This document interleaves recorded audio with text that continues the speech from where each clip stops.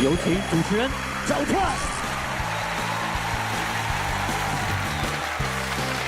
谢谢现场的观众朋友们，谢谢大家。欢迎电视机前的观众朋友走进天津卫视的大型情感节目《爱情保卫战》，看看今天请到的几位老师是谁？他们是著名的节目主持人左岩老师，欢迎；华谊嘉信的高级副总裁曲薇老师，欢迎；著名节目主持人莎娜老师，欢迎；著名节目主持人涂磊老师，欢迎。来，接下来了解一下今天第一对嘉宾的基本情况。结婚这么多年，他什么事都和我对着干。我很多事情最后还是顺着他的意思，我不明白为什么他还是对我不满意。自从去年做完手术，他变得越来越不上进，我说什么他都听不进去。现在2个孩子还小，我也不知道该怎么办。我觉得我已经很努力了，我希望他能多理解我，别再因为这些事跟我吵架了。掌声有请这一对，有请。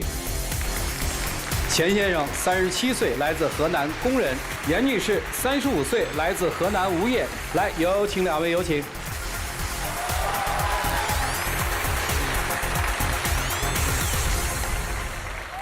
欢迎2位哈。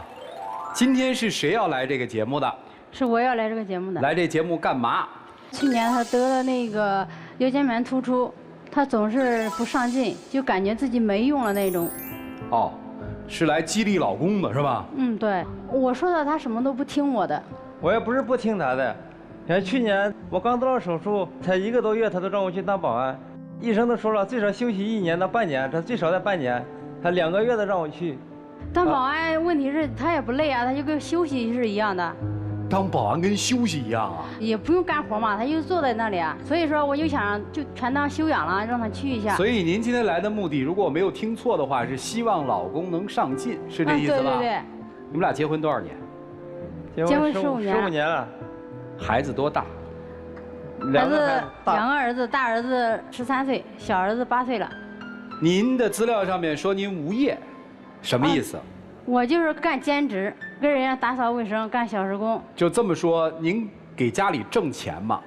也挣一点，反正挣的少嘛。家里的主要收入是。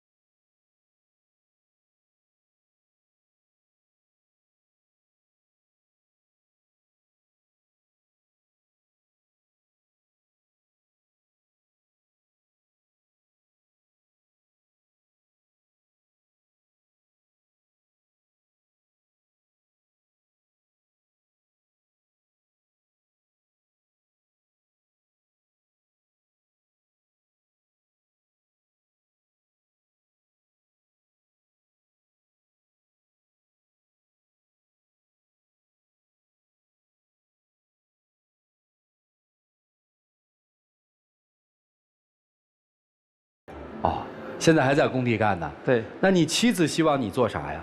让我回老家那边跟着我表姐夫学木工。为啥不去学木工呢？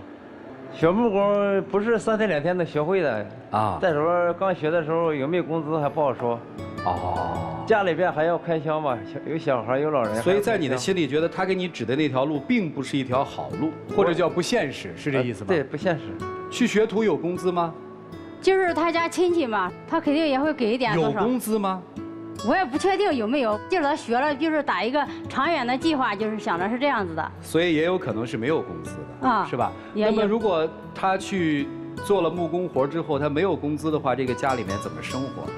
我就是出去也可以挣啊，我就是挣点零花钱，反正慢慢就干。我意思是说他在家里干，我也可以帮着干一点。所以你是想要一个就是他学会了之后长远的规划，是吧？对对对。你们俩为这个事儿夫妻争执过吗？争执过，他不听嘛，就是一直还是到外面去。所以他现在跟您是个分居状态，是这意思吗？对对对，他在外面。哦。所以说我就是一直打零工嘛，两个孩子在家里面，他爷爷带。你们都不带吗？问题是，他现在不回老家，我肯定也要在外面。我在北京。那你们俩这两地分居可够远的。嗯。哎，你娘家对你现在和你先生的这种生活状况是个什么看法呀？什么看法？我也没跟他们说过什么。因为我娘家不是亲生妈妈，就是养母嘛。因为这种事情跟他们说，就怕他们说我，就是当初不让你跟他愿意，你非要跟他愿意。您刚才说到了，您是养母，是您父亲带着您再娶的是吧？再婚不是这样子，因为就是小时候亲生父母把我送给姑姑养了。过继到姑姑家了。对，所以说这种事情我感觉就是没必要跟他说，跟他说我怕他们又说我，他就是脾气倔，就是老是不听你的，你非要跟他愿意，就说我就怕是这样子。当时你和先生是自由恋爱吗？是没人介绍的。你看中他了？我就觉得他就是挺老实，我就跟他愿意了。没想到他是这种人。所以您看上的先生的老实是吧？对对对。结果嫁过去之后，你发现他还老实吗？就是老实是老实，但是他老实的太过度了。就是我们刚结婚那一会儿，然后我们两个就是出去打工，过年回家了，然后他把所有的积蓄都给他妈妈了，一分都不留，就这种的。嗯。所以说我感觉他就是实在的就跟个傻子似的。有的时候我也把钱借给我妈，还不是因为没结婚之前盖房子，加上结婚借的钱外债太多了，我也是想着把钱早点还完嘛。你家里那也没必要，就是把所有的钱都交给他。我就想着，就是说你过年要送礼物啊，走亲戚啊，要买衣服啊什么的，他就是一点都不留。这不都算旧账了吗？是啊，就是因为旧账，所以说真的让人感觉很讨厌的这种啊，就是自己没有一点主见都没有，我就说的。你现在不是可以做主了吗？我还是做不了他的主啊，叫他找个活他就不愿意干，就是这样子的。我就想让他在家里面就是学个技术，可以长期的在家里，我也可以帮助他，就是干那个活因为他的腰痛嘛，我也挺心疼他的。可是您心疼他，您还让人手术1个月之后就当保安啊？因为当保安他就是那种跟休养差不多嘛，因为他也不干重活嘛，不搬东西。他从来不顾及我的感受。那医生都说了，多休息了一段时间肯定好一点嘛。他说你是不上进的，你同意这个观点吗？我不同意。行，来给你夫人打个分，满分10分。我给他打5分。呀，都不及格呀！6分是及格，为什么只打5分呢？我上外地打工，他老是让我回家嘛，我回家还能挣什么钱嘛？就是他比较理想主义哈。还有什么呢？这是不满意，扣1分。还有什么地方扣分啊？反正扣分的地方有些好多都说不出来。说不出来。你说呀，我又没说不让你说。这是你说不满意，我可以改啊，以后。行，满分10分，给先生打个分。我也是给他打5分。为什么5分？因为他就是老是就是没有一点主见，让他干啥他就不愿意干。听你的就叫有主见是吗？我觉得是这样子。必须得听您的才叫有主见是吧？我就感觉他就给我没有希望。听起来拉拉杂杂，其实你把主线串在一起，你会发现，这大概是人世间比较难的一种情感，比较复杂的情感。用他的话来表述是，他没有主见，他不听我的，对吧？其实从我看到的角度，就是对生活的无力感。你觉得你的生活是没有办法把控的，打小被自己的父母过继给了自己的姑姑，你没有办法把控，对吧？对。小的时候人生没法把控。好不容易觉得自己挑了个老实巴交的男人嫁了吧，结果你发现那不听你的，嫁过去之后你由婆婆来把控，我媳妇熬成了婆，结果我发现我还是不能把控我的人生，所以他的冲突完全是来自于内心的，又不能表达出来，这让这个男人怎么理解呢？所以这个男人看到就是老婆不停地给自己提一些无理要求吧，对，是吧？这个要求你觉得完全不现实，学技术谁给我钱？没有钱怎么生活？老婆说我去打工，他打工那些钱养活了你们爷儿4个吗？养活了。你看，这就是冲突。让老师们帮你们分析分析，好不好？我们一起进入丘比特问卷。听到最后，核心的矛盾点在于，是不是要回家学木工？但实际上呢，核心的问题是什么？我觉得是要解决女士的心理问题。你一直在讲，第一，你的先生不上进。我想问你，什么叫上进？1个月挣多少钱叫上进？你觉得？我觉得就7、8千吧，然后他就是有时候好，7、8千1个月叫上进。您现在打工，您1个月的收入有多少？4、5千。4、5千。那我现在跟你讲一下，你现在在做小时工嘛，对吗？嗯。住家的阿姨，工资可以到6千。嗯。育儿嫂、月嫂，你可以去考个证，进行培训以后，可以8千到1万5。我刚才的这个规划叫不叫上进？您为什么不去？因为我也学过。但是我的身体不好，也不能熬夜。讲到重点了，您的身体不好，您先生的身体好吗？您先生的腰椎间盘突出，我给你普及一下，我有腰椎间盘突出，这个病没办法去根儿，就一阵儿一阵儿犯，犯的时候就平躺，养一段时间就好了。所以我经常录影的时候，我都会问你们节目坐着的、站着的，并不是说坐着就对腰更好，而是我可以歪着，站着的话我站不住。您刚才讲的是他去做保安，这他在养啊，保安不需要站着吗？保安一天要站多少个小时？他有时候也站，有时候也坐。对，坐着站着都不行，就应该躺着。病犯了的时候，遵医嘱说躺半年，您2个月就让他去。您刚才身体不好，你做不了月嫂，他身体不好，他就一定得出去1个月挣7、8千吗？将心比心，健康是第1位的，然后才是收入。这就是我讲的，如果我自己没有办法达到那个目标，我就不应该同样的去要求其他人。你把不上进3个字送给他，那按照我刚才的逻辑，我也可以说你不够上进，但其实是吗？他不是有客观条件限制吗？我们要从自己的身体、自己的条件、自己的阅历、自己的客观情况出发，然后再去讨论上进还是不上进。所以你先生不上进的这个问题没有存在啊，我觉得他为了这个家一直多年在外面打工，把钱寄回来。可是我主要是还是想让他在家里面学。好，这是第2个问题，你主要想让他在家里面学，是您从小的人生经历，我读起来一直是处于配角的这样的位置。事实上，在姑妈家庭当中的孩子，我相信您一定不是最核心的那一个。不是。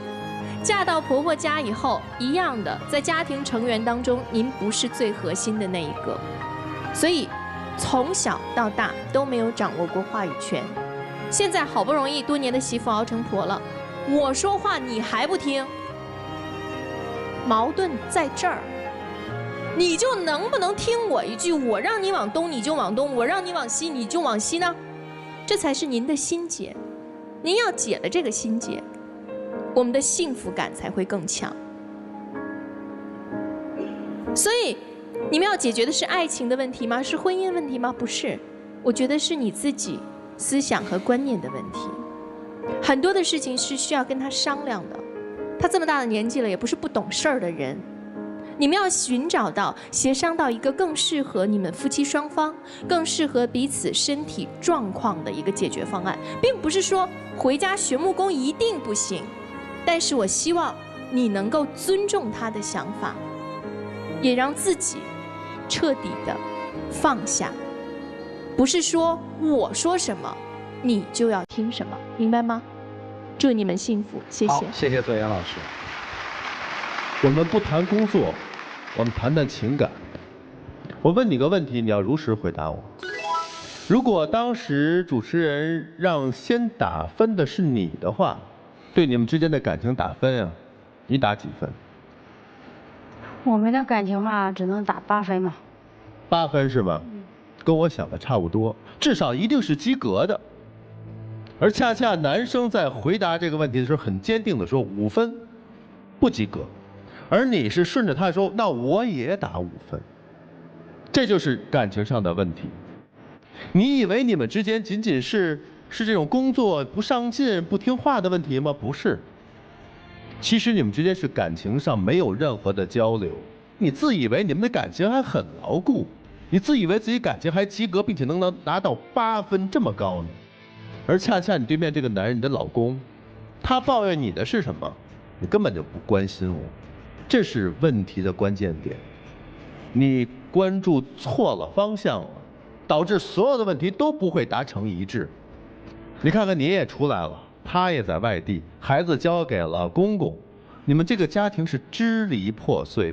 你还在这儿不知道哪儿发生问题，还在说你应该听我的，你应该挣得更多。拜托，他怎么可能听你的？你又不是他的妈妈。如果是你真正的去爱他、关心他的身体、考虑他实际的这种内心的感受的情况的话，他一定会听你的，明白吗？你对他缺少关心。但是男生你知道吗？你老婆其实她不知道问题在哪儿，但她模模糊糊、隐隐约约，她是知道可能发生了什么样的问题。就比如说，她说我要你在家里，明白吗？那么家庭现在的关系是错位的。你现在这个家庭，孩子也不在身边，老婆也不在身边，你过什么日子呢？多关注老婆的关心所在，好吗？谈了感情之后再谈事业，就这样。我一直在思考一个问题，就为什么一定要做对方的主？为什么他一定要听你的？为什么你的建议就一定是对的？为什么你的建议提出来之后别人不听就不行？为什么？我就不明白。我主要是你怎么能保证他回去做了木工，你们的生活就会越来越好？只不过就是因为他随了你的愿而已。你要的不是说他干嘛，你要的是他随你的愿。所以换一个工作或者换一个都可以，但是这种执念为什么就一直在你心中？因为你这些年在嫁进他们家的日子过得不舒坦，你觉得他一直偏向婆婆，一直听他妈妈的，对你不好，所以这都是你这么多年积累来的心结。到现在婆婆离世3年，你就非得要把她这个东西掰过来，除了嫌弃、抱怨、不满，你对她没有一丁点儿的作为妻子要尽到的责任。那你觉得她身在外地，人能回得来吗？就算有一天真的被你逼得没有办法的情况下回来了，心回得来吗？我跟你说，不是你一个人有执念，他也有执念，他心里面也有心结，他也会想，这么多年你对我妈妈不好，这都是过往的一些经历造成了今天每个人心里都多多少少有一些积怨，但这就是生活的真谛。两个人在一起，彼此会嫌弃对方，彼此心中对对方有抱怨是一定的，但是如果非要想一个办法把这种抱怨给他报复出去的话，那这日子一定过不好。你们俩现在就是对抗，你让我回来吧，哎，我偏不回来。两个人真的把这种对抗的关系放下，放下执念，你想要的才能出现。所以不要再纠结那些过往的那些林林总总，我们的日子已经过到了现在，我们就往前看。你越逼他，反而他越不听你的。把你心中那些过往的心结，过去就过去吧。男士也一样，听明白我刚才说的了吗？好吧，祝你们幸福，谢谢。你老婆这样穿好看吗？我一般人他不看她这样穿。哦，你平时喜欢看她穿的朴素一点是吧？对。但我问的是这样好看吗？好看。那你为什么不喜欢她这样看？因为你觉得她穿成这样不像你老婆。对。是这意思吧？对。你平时不这么穿吧？嗯。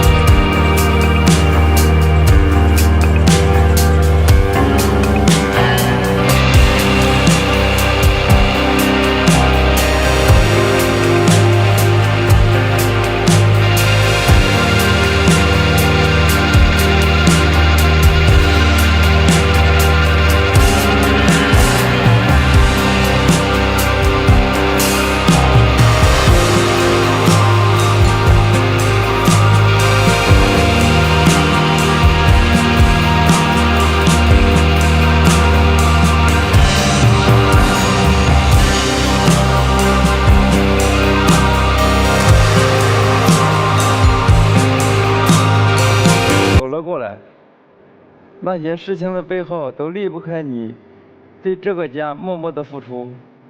我是看在眼里，疼在心里。我们聚少离多，也是为了你和孩子的生活过得好一点。我也想回家，也想看你和孩子还有老父亲，但是我还需要多挣几年钱。你愿意给我一点时间，等我几年吗？以后的日子还长，需要我们共同坚持走下去，好吗？行，不会说我写下来总不乱了吧？谢谢两位，请回吧，谢谢你们。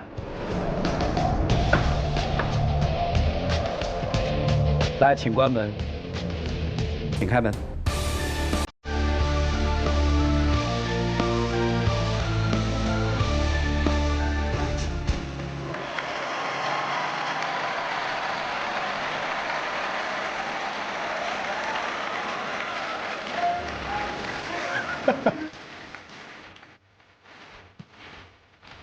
哎，我跟你说，就这两步，这个婚姻的状态就看得特别清楚了。两个人都想好，但是各走各的。你不观察一下他怎么走吗？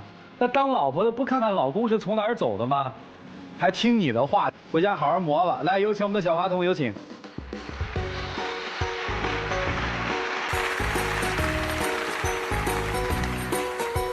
见证属于他们的浪漫时刻，请见证。没有谁能把你降临我身旁，在我心上，有一个专属天使。回家好好过日子吧，谢谢你们，请回。哦，要不是你出现，我一定还在沉睡。看起来是妻子的主诉，是你什么都不听我的。其实聊到最后，你才发现，这10几年来，夫妻俩都太缺对彼此真的关心和真的爱了。这种爱如何的外化的表达出来，其实对于很多恋人来说，也是一个课题。所以多看我们的节目吧，来了解下一对的基本情况。我跟他在一起2年多了，从异地到一起又分开，经历了好多，感情其实挺深的。我现在就希望我俩能在一起工作，一起生活，让他跟我回家。可是就连这个要求，他都不能答应我。我一直将就他，可是他的那个计划真的赶不上变化快，我不能一直将就他。我现在受不了跟他一起在北京的生活，我坚持不下去了，他一点都不为我着想。掌声有请这一对，有请。男嘉宾小田26岁，来自河北，网络技术；女嘉宾小丁24岁，来自青海，养生馆技师。来，有请两位，有请。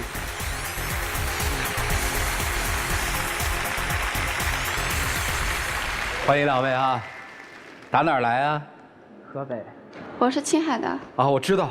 我是说你们俩上这节目之前打哪儿来的呀？北京。哦，现在都在北京工作是吗？对。啊，怎么认识的呀？我们2个是一次偶然的机会在火车上认识了。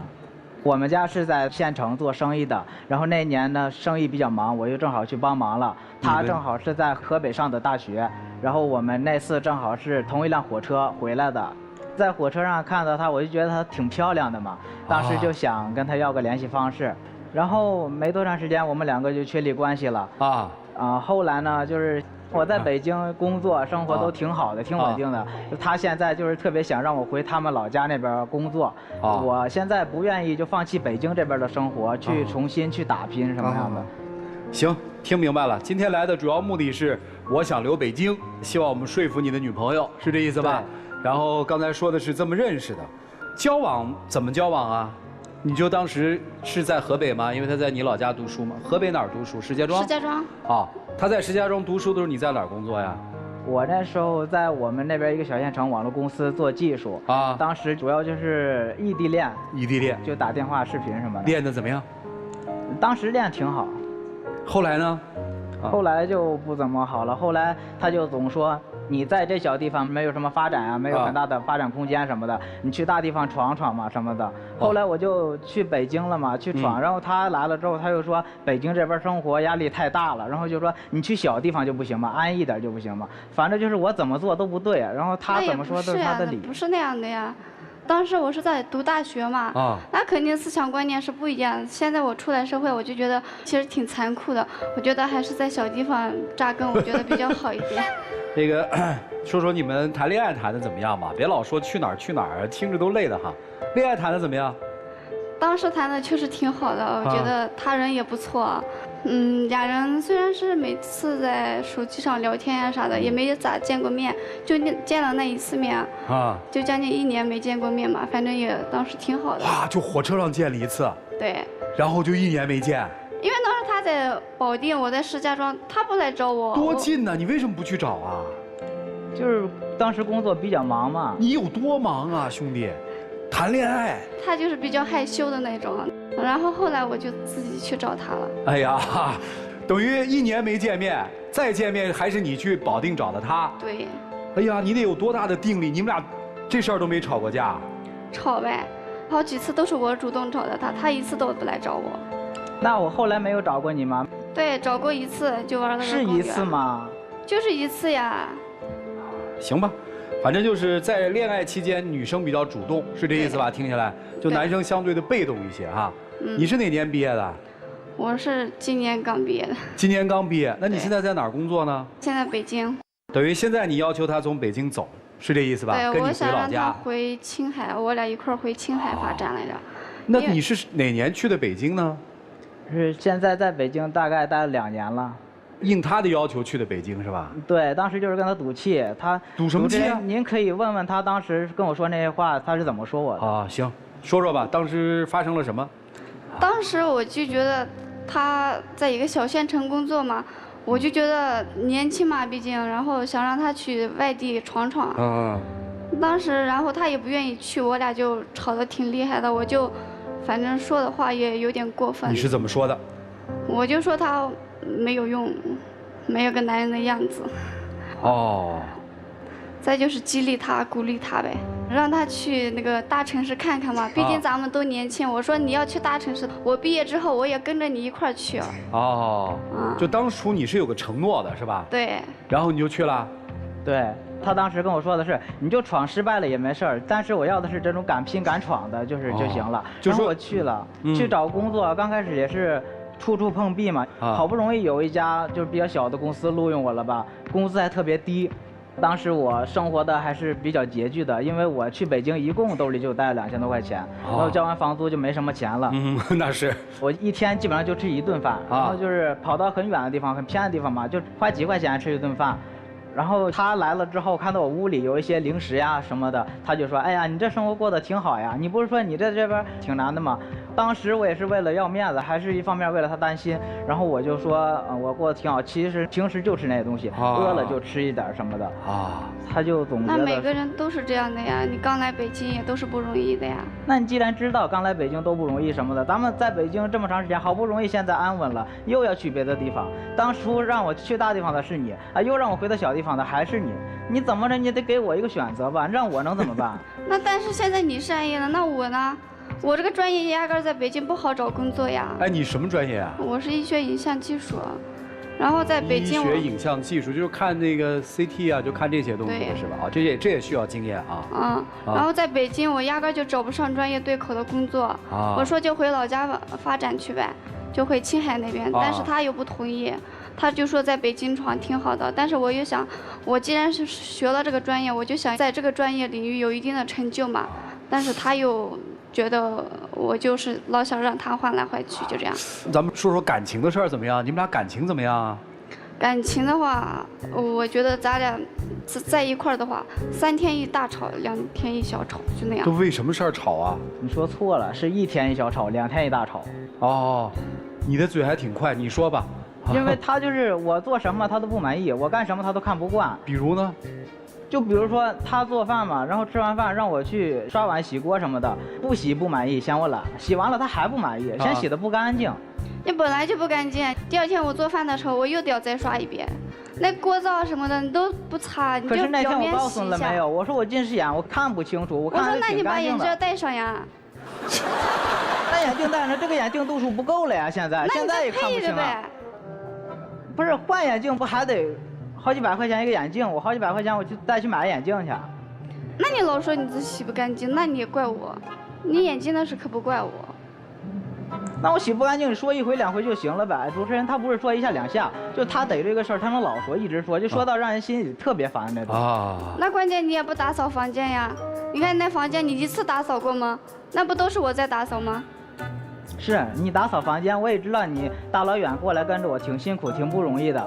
但是我就希望你有时候也能理解我。我希望你能够稍微的理解一下就行了。你给我的感觉就是你说什么我就得做什么，我就得按照你那个规划走。我如果不按照你那规划走的话，就是我不对。也不是那样的呀。如果你能做好的话，我就不说你了嘛。主持人，我跟你讲，上次他去洗澡了，我就顺手就扔了2件贴身的衣物进去，我说你就顺手把它洗了呗。谁知道他竟然放洗衣机里洗啊！我就说那么一点衣物，你就直接用手洗就得了呗，竟然用机子洗，浪费钱浪费水的。他不会过日子的，知道吧？我又不会过日子了。我带你没事儿什么的出去吃饭或者什么的也挺好的吧。我就觉得现在我工作各方面都在慢慢的变好了，对你好一点。你倒好，你觉得你就除了舍得带我吃饭，你哪都对我不好。什么叫好？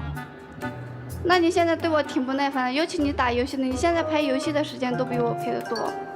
我想跟你好好说2句话，你就老在打游戏。你打游戏的时候，我跟你说2句话，你就对我不耐烦，你就老骂我。不是，我现在基本上就是几天打那么1、2把吧，不是总打吧，就业余时间娱乐一下、休息一下也不行啊。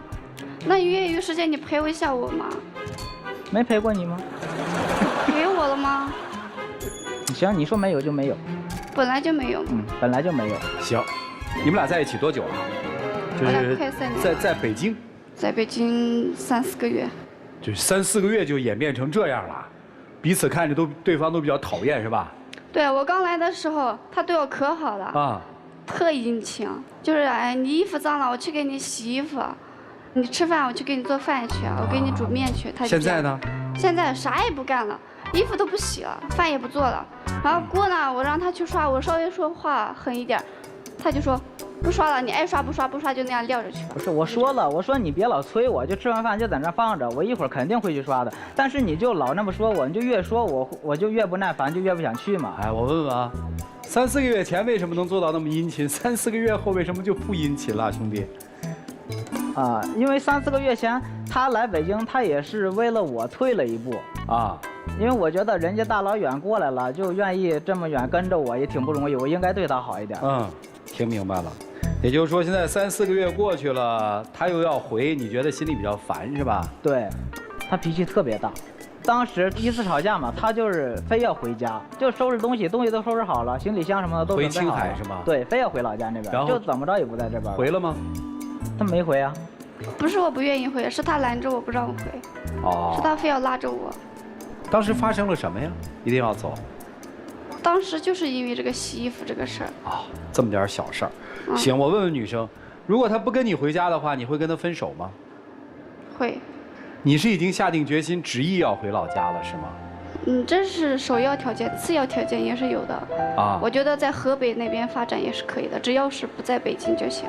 就是北京让你觉得没有发展的空间是吗？就是你学的这个专业特别压抑的，因为每天上班的话特别累。我们首先得要先步行2公里，然后再要坐公交，然后又要倒地铁，就那样子。挺累的，你还能适应了是吧？对，我能适应。因为就是我觉得北京那边学习空间和晋升空间各方面都比较大嘛，我就喜欢在这种城市里拼一拼，闯一闯，趁着年轻嘛。难道现在不去拼，非得等老了以后再去拼吗？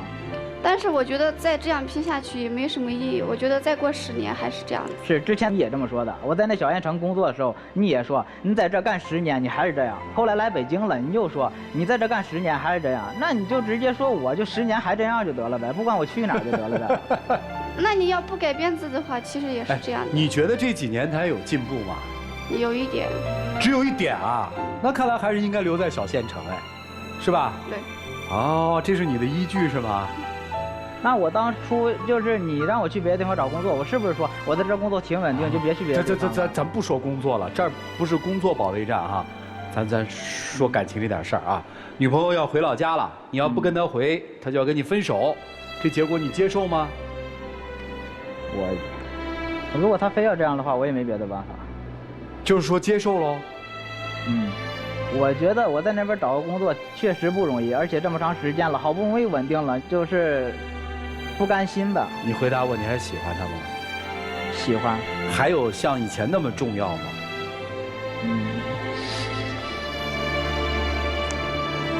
没有了吧？因为他这几年变化特别大。他的变化是？就是脾气变得特别暴躁，对我特别不耐烦。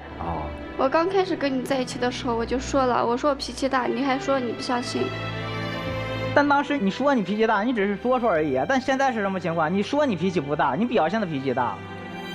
但是当时我们俩刚认识，我也不可能就一下子给你发脾气。姑娘，其实不是你变了，咱把这个事儿前后一捋，你就发现了，从谈恋爱开始，他只主动过一次。对。我这么听下来，就主动问你要了一个微信，是吧？对。接下来的事儿，他就是做大爷了嘛。保定和石家庄其实离得很近啊。对。怎么会在恋爱期间就1年都不去看自己的女朋友呢？就一直在网上聊嘛。而后来的这个交往过程当中，也是女生主动去看男生，你去看过他吗？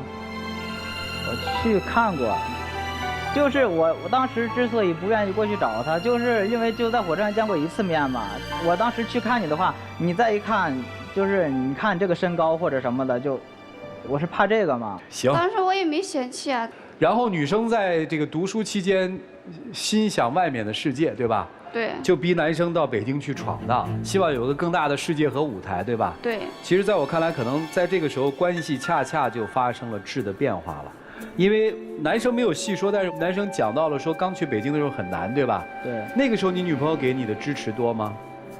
那个时候我是为了不让她担心，我跟她说的，我在北京过得特别好。所以你呈现给她的是好的一面。对。实际自己承受了很多她不知道的苦，对吧？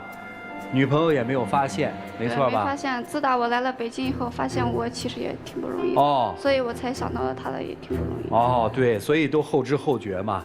于是现在就出现了一个所谓情变的最大因素嘛，是继续留在这儿憧憬一个更好的未来，还是我们回去过踏踏实实的日子，是这样吗？对。其实如果要是刚认识那1年的时候，这个回去过日子也就过了，现在还真难了。因为你在男生心目当中那个天平，和他事业的天平已经有倾斜了。对。好了，来我们听听老师们怎么说，一起进入丘比特问卷。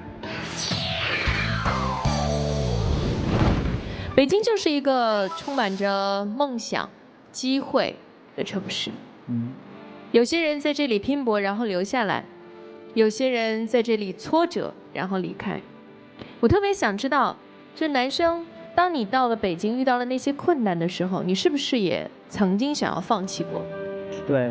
你有告诉他吗？你说我受不了了，我要走。我最后忍不住的时候跟他说了。他的当时是怎么跟你说的？他说你如果早点跟我说，你要是这样的话，我肯定能跟你一块承担，也不至于像现在这样。他允许你离开北京吗？当时？当时允许。允许，但是你坚持了下来。对。好，现在他说他要走。你允许他离开北京吗？我不想让他离开北京。好，这就是你们之间的问题。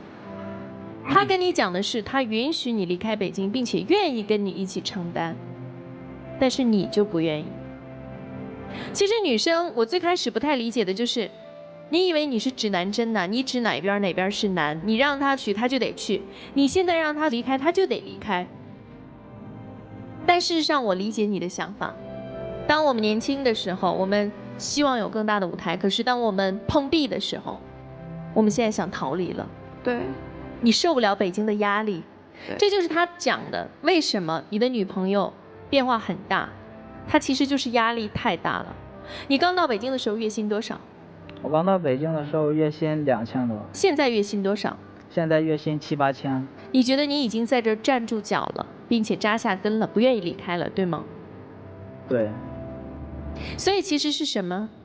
是两个拥有不同能力的年轻人，对未来有着不同的人生规划。一个是希望在大城市拼搏，一个想去享受小城市的安逸。所以矛盾是爱情吗？不是，爱的天平从来没有均等过。就像我从来没听说过一个男生和一个女生谈恋爱可以1年不见。保定到石家庄的距离就像是北京的朝阳区到海淀区的距离，你们竟然谈成了异地恋。即使是杭州到哈尔滨，如果是正常恋爱的话，每个月都会见一次。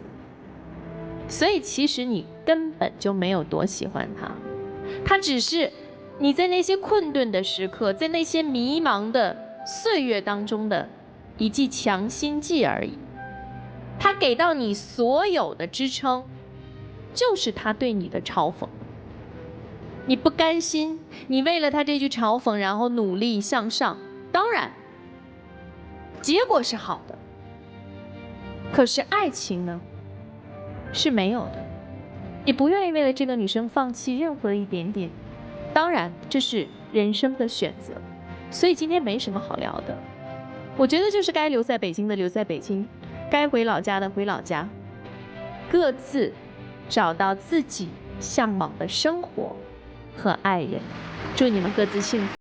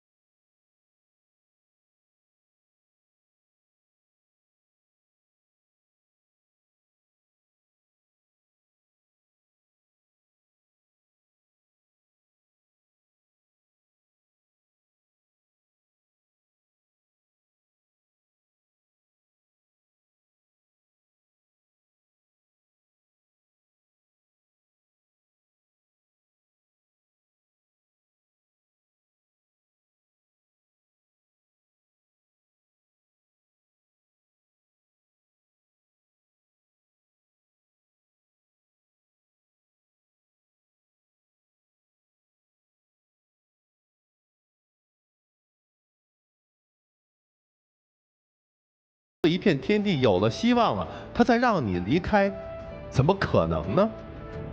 女生同样，你潜意识里头你是看不起小县城里的那个他的，没出息吗？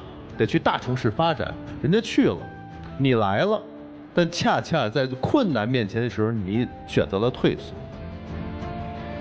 上下班2公里，换车换地铁很苦吧？但是但凡你爱这个男人，这些事情都是他这么做出来的，并且有了现在所有的成就，你却认为没什么变化，并且说我受不了这个苦，我要回去，你也得跟我走，多么自私啊！这里面有一点爱他吗？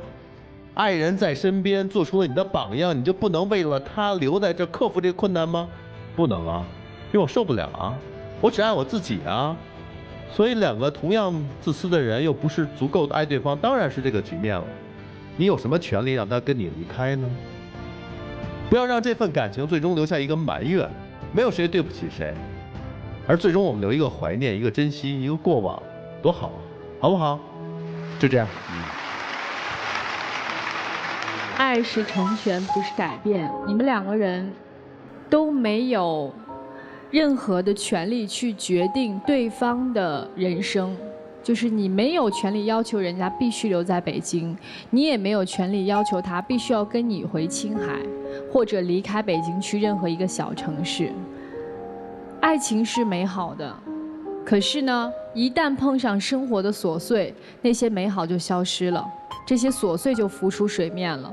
就一个很简单的问题，他就算真的离开北京跟你回了青海，你们俩就不会因为那些琐碎去争吵吗？他就不会打着游戏再继续跟你发脾气吗？这不是换一个地方听不听你话就能解决的问题。是在面对这些生活的琐碎的时候，你们的爱情已经显得索然无味了，然后你们也不愿意去重新投入激情，寻找爱情当中的这份甜蜜。那慢慢的，最后就被生活磨平了这个情感，然后一旦遇到事儿的时候，就会马上崩塌。这就是你们现在面临的情况啊。所以我觉得不是谁离开哪个地方到哪个地方，是你们现在感情已经发生了变化，所以遇到事儿就会觉得有一个人一定要迁就我，那你迁就我才能证明你爱我。另一个人就想你一定要听我的，你不听我的就证明你不爱我。可是真的是这样吗？不是啊。所以我觉得，当面临人生规划和选择的时候，一定要遵从自己的内心。爱情当然可能会影响到一丁点儿，就是你对人生的规划，但它一定不是全部。你的人生应该往哪个方向走，是由自己做主的，另外一半只能给到你建议和支持。我想这才是爱。好，谢谢你们。你说一个女人到底是望夫成龙呢，还是望夫成虫呢？当然是望夫成龙了。那人家现在快当龙了，你要回去？我就觉得这边压力挺大的，我想安逸人。其实说白了，说左是你，说右是你，说挣钱的是你，说回去的也是你。其实说白了，你扪心自问，当年。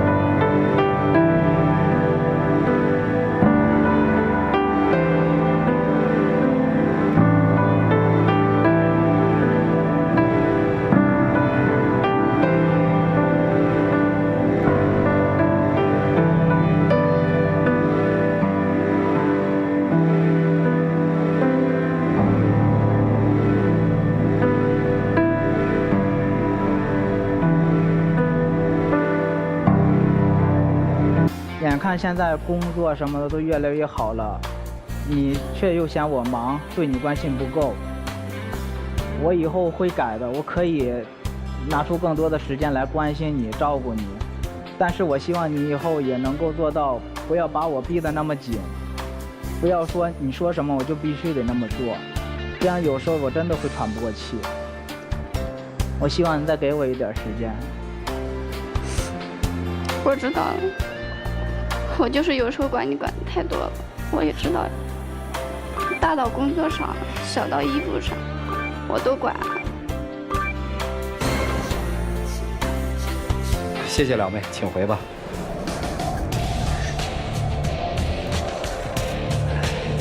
来，请关门。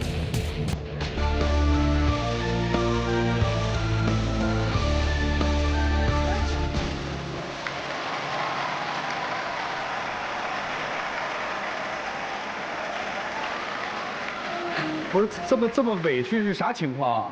男生，你是要去青海吗？我还是想最后再挽回他一下，希望他能够陪我一起留在北京的。哦，女生是同意留北京了啊。女生，请记住，今天的选择是你自己做的。你的人生不管是在北京还是在青海，你们俩好还是不好，其实跟这个男生都没有多大的关系，那是你自己的人生，好吗？记住这一点，不要给他太大的压力了。来，有请我们的小花童，有请。